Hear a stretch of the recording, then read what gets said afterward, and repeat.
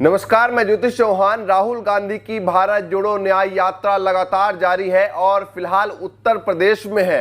राहुल गांधी अपने यात्रा में हर एक मुद्दे को लेकर खुलकर बोल रहे हैं, चाहे किसान आंदोलन का मुद्दा हो, चाहे वो तमाम मुद्दे जो जनता को इफेक्ट करती है। फिलहाल 73% आबादी की भागीदारी को लेकर राहुल गांधी मैदान में कूद पड़े हैं और उन्होंने किस तरीके से जनता को संबोधित किया, ये नया अंदाज, नया स्टाइल इसको कह सकते हैं। राहुल गांधी लगातार उन लोगों की बात कर रहे हैं जो दलित है, पिछड़ा है, ओबीसी है, आदिवासी है। उन्होंने अपने भाषण में आपने देखा होगा कि पीएम मोदी पर हमला करते हैं, मीडिया पर हमला करते हैं, अंबानी अडानी पर हमला करते हैं, लेकिन उन्होंने जनता से ही सवाल पूछ लिया। उन्होंने 73% आबादी को बीच में रखकर सवाल पूछा और उन्होंने कहा कि 73% आबादी सोई हुई है, जो 73% बब्बर शेर है देश के, वो सोए हुए हैं। इसीलिए जो पीएम मोदी हैं वो मनमानी कर पा रहे हैं।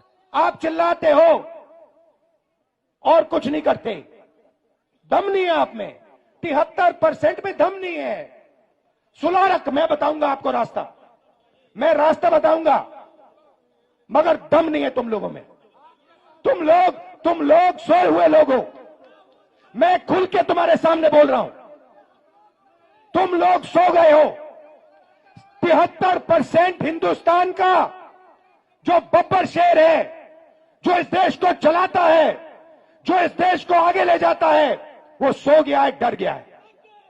ये देश की सच्चाई है। उन्होंने भागीदारी को लेकर जिक्र की। उन्होंने कहा कि कहां आपकी भागीदारी है और कितनी आपकी भागीदारी है, कोर्ट में कितनी भागीदारी है, मीडिया में कितनी भागीदारी है और जो ब्यूरोक्रेट्स हैं उसमें कितनी भागीदारी है। उन्होंने साफ तौर से कहा कि ये जो पैसों का वित्तीय बंटवारा होता है उसको लेकर पीएम मोदी को कोई जानकारी नहीं है। उन्होंने साफ तौर से कहा कि 90 लोग जो हैं वो देश को चलाते हैं और वो डिसाइड करते हैं कि कहां कितना बजट खर्च होना है। अब मैं कहता हूं ठीक है, पिछड़े लोग के, दलित आदिवासी लोग मीडिया में भी नहीं जाना चाहते।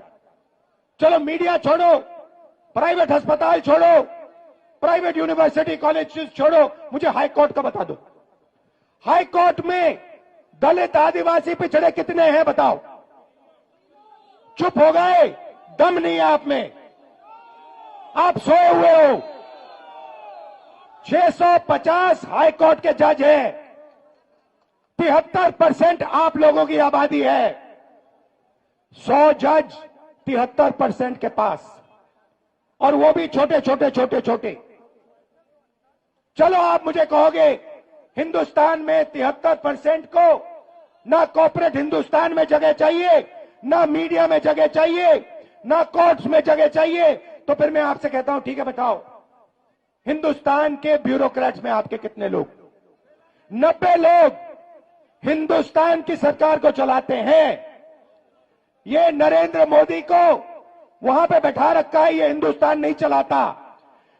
नरेंद्र मोदी के पास 90 लोग बैठे हैं, समझे? बजट बढ़ता है तो ये 90 लोग डिसाइड करते हैं कहां पैसा जाएगा। आपके प्रधानमंत्री को इन चीजों के बारे में समझ नहीं है। उनको नहीं मालूम कि बजट कैसे बनता है, पैसा कहां कैसे जाता है। उनको भाषण देना जानते, वो भाषण देना जानते हैं, वो नफरत फैलाना जानते हैं, भाषण देना चाहते हैं, इसलिए उनको वहां बैठाया गया है। बैठाया किसने? अदानी ने, अंबानी ने, इन लोगों ने। ठीक है, अब सुनिए, 90 लोगों में से आपके बजट का एक रुपया ये 90 लोग बांटते हैं। आगे उन्होंने 73% आबादी को बीच में रखकर सवाल पूछा। उन्होंने साफ तौर से कहा कि आप कितना भी बोलिए, कितना भी चिल्लाइए, चूंकि आपके अंदर दम नहीं है इसलिए अडानी मनमानी कर पा रहे हैं, इसीलिए अग्निवीर आप पर थोपा जा रहा है। नहीं भैया, बोलो जितना बोलना है आपको, नहीं होगी, कुछ फर्क नहीं पड़ता, कुछ फर्क नहीं पड़ता। आप में कुछ दम नहीं है, आप में कुछ दम नहीं है, बोलो जितना बोलना है, कुछ नहीं होगा। अरे भाई सुन लो, समझ लो, आपके दिमाग में बात बैठ नहीं रही है। आप जितना चिल्लाना चाहते हो चिल्ला लो, जितना आप कहना चाहते हो अग्निवीर नहीं होगा चिल्ला लो, कुछ फर्क नहीं पड़ने वाला। आप में दम नहीं है, आप में दम नहीं है। अग्निवीर होगा, अग्निवीर होगा। क्यों? क्योंकि अदानी चाहता है इसलिए अग्निवीर होगा, मोदी चाहता है इसलिए अग्निवीर होगा। कैसे? वो क्या दम नहीं है आप में? कैसे नहीं होने देगा? हो रहा है। आप चिल्लाते हो और कुछ नहीं करते।